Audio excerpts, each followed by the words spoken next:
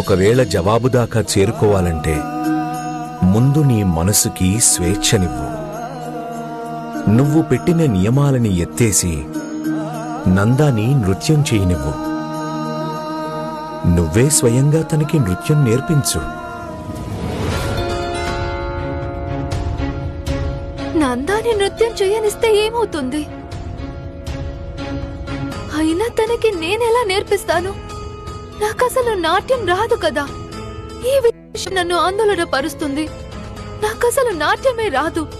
మరి నేనెలా నాట్యం చేయగలుగుతున్నాను? నీకు నాట్యం వచ్చు రేవతి. సరే, ఇది వేరే విషయం. నీకు నాట్యం చేయటం ఇష్టం ఉండదు, కానీ ఈ రోజు నుంచి ప్రయత్నం చేయి.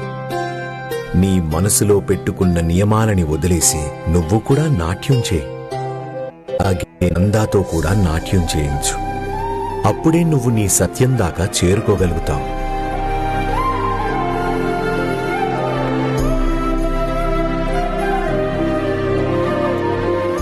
రేవతి, సాయి మాటలు కూడా ఒకసారి నువ్వు విని చూడొచ్చు కదా.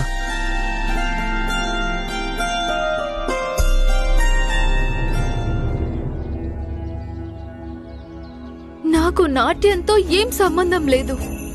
నేను కేవలం ఒక్కటే తెలుసుకోవాలి. ఆ రోజు నాన్న అమ్మని ఎందుకు కొట్టాడు?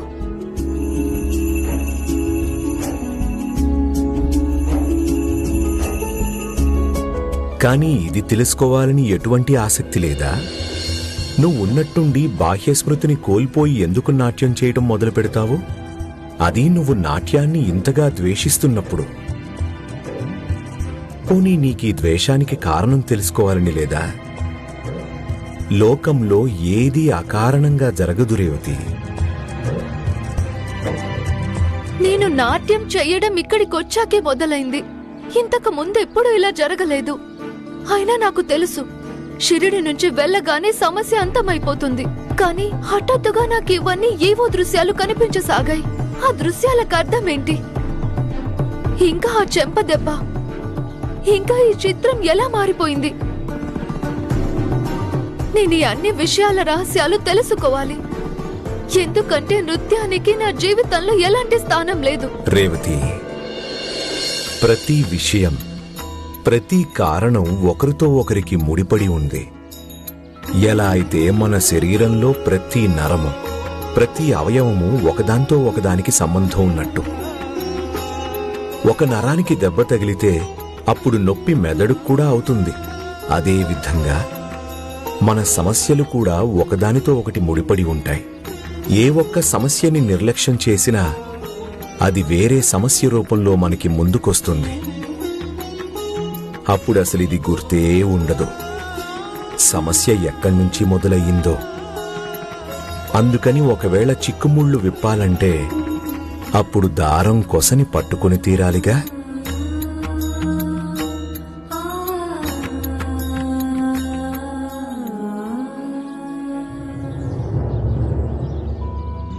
సాయి, మీకు మీ మాటల మీద ఇంత విశ్వాసమా?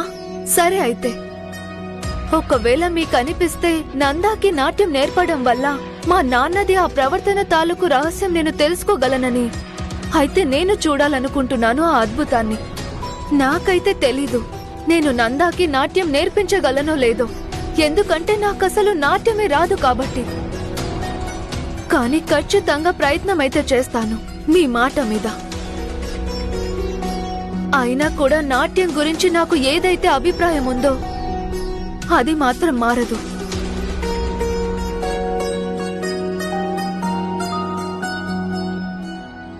అల్లా మాలిక్.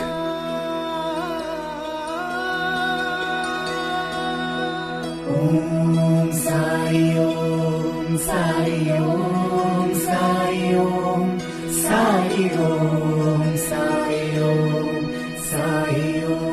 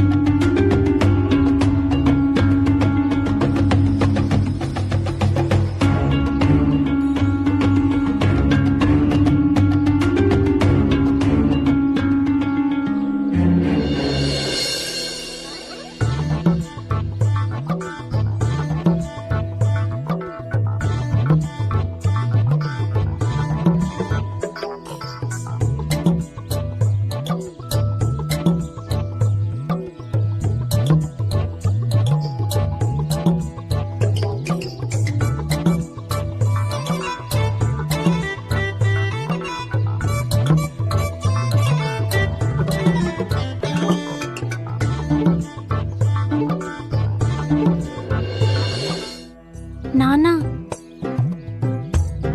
సాయి గట్టిగా చెప్పారు అమ్మ నాకు నాట్యం నేర్పిస్తుందని. కానీ అమ్మకు అసలు నాట్యం రాదు. మరి నాకెలా నేర్పిస్తుంది? అందరి ముందు నేను నవ్వుల పాలవ్వను కదా. నేను చిన్ననాటి నుంచి కోరుకున్నాను నాట్యం చేయాలని. ఇప్పుడు మొదటిసారి అవకాశం దొరికింది. కానీ అందరూ నన్ను చూసి ఎగతాళిగా నవ్వుకోవడం నాకు ఇష్టం లేదు.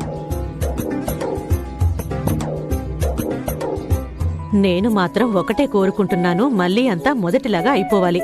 ఇంకా ఈ నాట్యం అనే భూతం ఏదో విధంగా వదిలిపోవాలి. ఏంటి నువ్వేమైనా అన్నావా? ఏమీ లేదులేండి.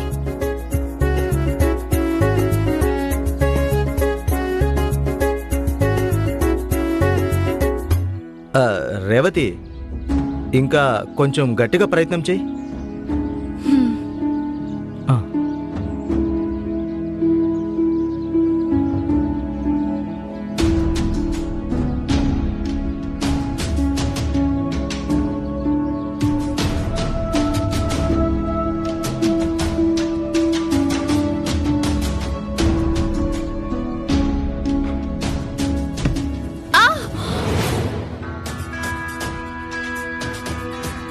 రేవతి, రేవతి,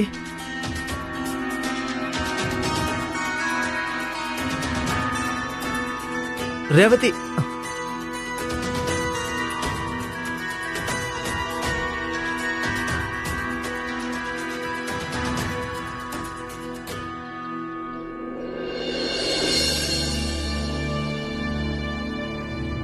భిక్షాందేహి.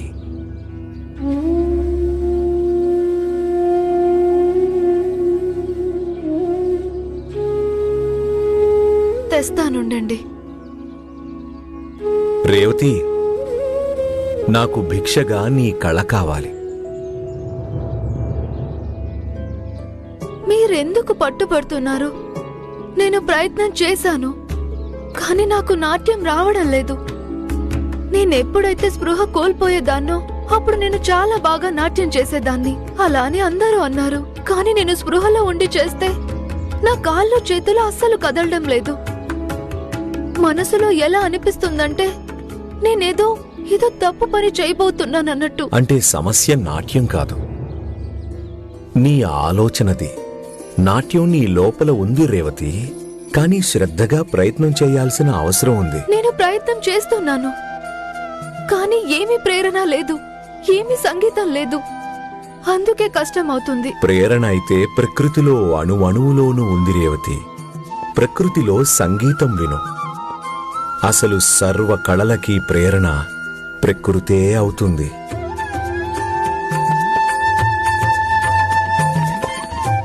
చూడు, ఎప్పుడైతే గాలి వీస్తుంటుందో అప్పుడు చెట్లు మొక్కలు ఎలా ఊగుతున్నాయో,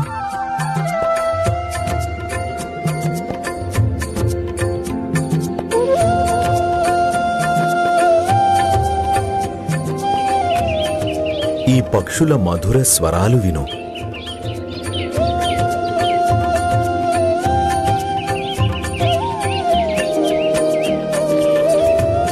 దూరంగా ఎక్కడో గుడి గంటల శబ్దం విను.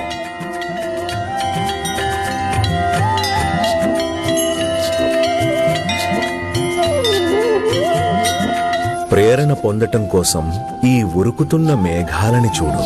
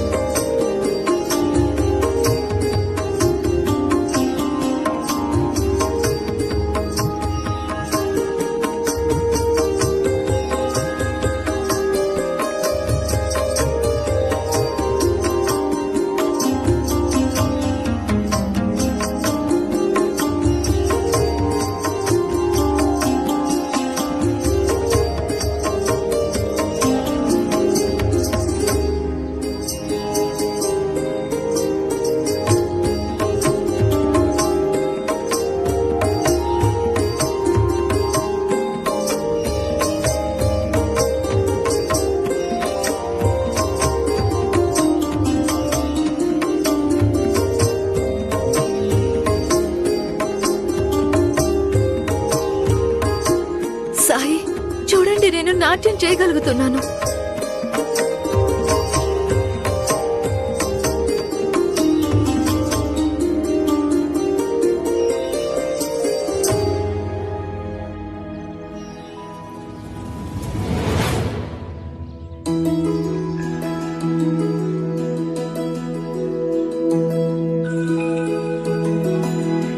సాయి, నేను ఈ నాట్యం ఎలా చేశానో, ఎక్కడ నేర్చుకున్నానో నాకు తెలీదు.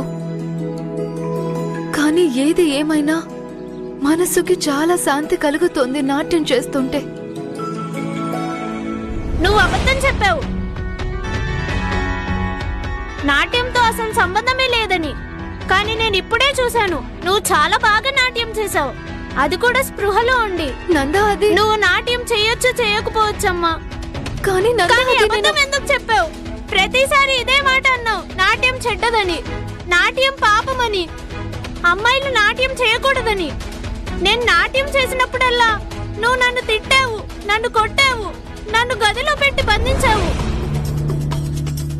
ఇక సాయి నాకు నాట్యం నేర్పియమని చెప్పినప్పుడు నువ్వు ఎలా చూసావంటే నీకు అసలు నాట్యమే రానట్టుగా. ఇక ఇప్పుడు నీకు నాట్యం చేయాలనిపించినప్పుడు నువ్వు ఇంత చక్కగా నాట్యం చేసావు. నీకొక వేరే నియమము, నాకొక వేరే నియమం ఎందుకమ్మా? ఒకవేళ నాట్యం అంత చెడ్డదైతే మరి నీకెలా వచ్చిందమ్మా? నువ్వు ఎందుకు చేస్తున్నావు? ఈ నియమాలు నాకు మాత్రమేనా? నువ్వు చాలా చెడ్డదానివమ్మా, చాలా. నందా, నందా. ఆగు రేవతి, తనిప్పుడు కోపంలో ఉంది. నీ మాట వినదు. తనకి నేను నచ్చజెబుతాను.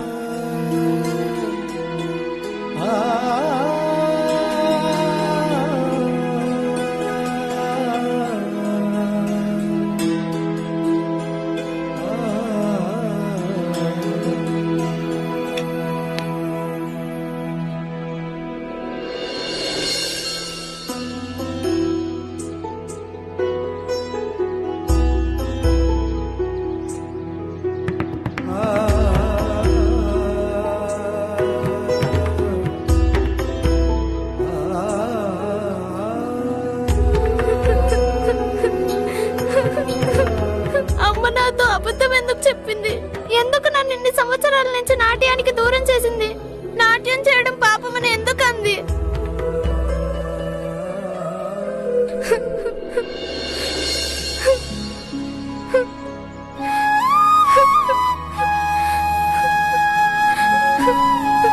నీకు నీ ప్రశ్నలన్నిటికీ జవాబులు దొరుకుతాయి నందా. కాని ముందు మనం కర్రాబిళ్ళ ఆడదామా? సాయి, నాకు కర్రా బిల్ల ఆడటం రాదు. ప్రయత్నం చేస్తే అదే వస్తుంది. సాయి, నాకు నిజంగా చేత కాదు. ప్రయత్నమైతే చెయ్యి. ముందు బిళ్ళని ఎగరెయ్యాలి, కర్రతో కొట్టాలంతే. తీసుకో.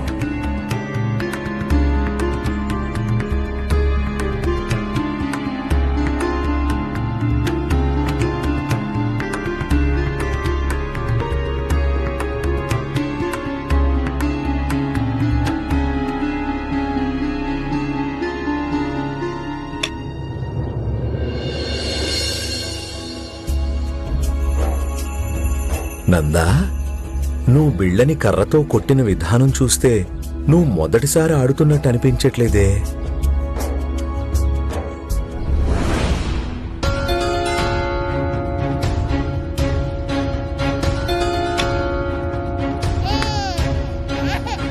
మీరా,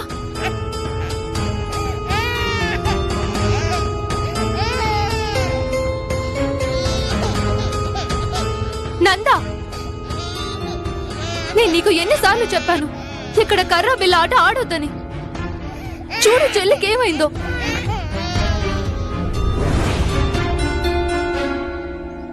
ఇన్నేళ్లలో నువ్వు ఆ సంగతులైతే మర్చిపోయావు. అయినా కూడా నువ్వు కర్రా బిళ్ళ ఆడ్డం మర్చిపోలేదు. సాయి, క్షమించండి, నేను అబద్ధం చెప్పాను.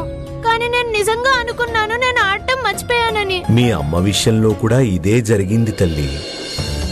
నువ్వైతే అబద్ధం చెప్పావు, కానీ తను అబద్ధం చెప్పడం లేదు. బహుశా తన జీవితంలో ఏదైనా చెడు జరిగిందేమో. ఆ తర్వాత తను నాట్యం చేయటం మానేసిందేమో. కాని మర్చిపోయినా కూడా నీకెలా కర్రాబిళ్ళ ఆడ్డం గుర్తుందో అదే విధంగా మీ అమ్మకి కూడా నాట్యం మర్చిపోయినా కూడా నాట్యం చేయటం చేస్తూ ఉంది. ఇక ఎప్పుడైతే తన గుర్తు చేసుకోవటానికి ప్రయత్నం చేస్తుందో అప్పుడు తనకి గుర్తు రావట్లేదు. కాని ఇక నుంచి అలా జరగదులే. నందా, నువ్వు మీ అమ్మ దగ్గర నాట్యం నేర్చుకుని పోటీలో గెలిచినా గెలవకపోయినా ఖచ్చితంగా తనకి సహాయం చేయగలుగుతావు. తన మనసు మార్చగలుగుతావు. బహుశా దానివల్ల నీకు ఎప్పటికీ నాట్యం చేయటానికి స్వేచ్ఛ దొరకచ్చు. సాయి, అయితే నేను అమ్మ దగ్గరే నేర్చుకుంటాను. రాముడు నీకు మేలు చేస్తాడు.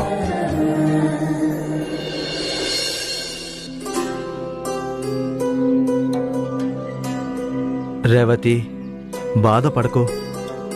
నంద అర్థం చేసుకుంటుందిలే, ఒప్పుకుంటుందిలే. తనకి కాస్త అమ్మా,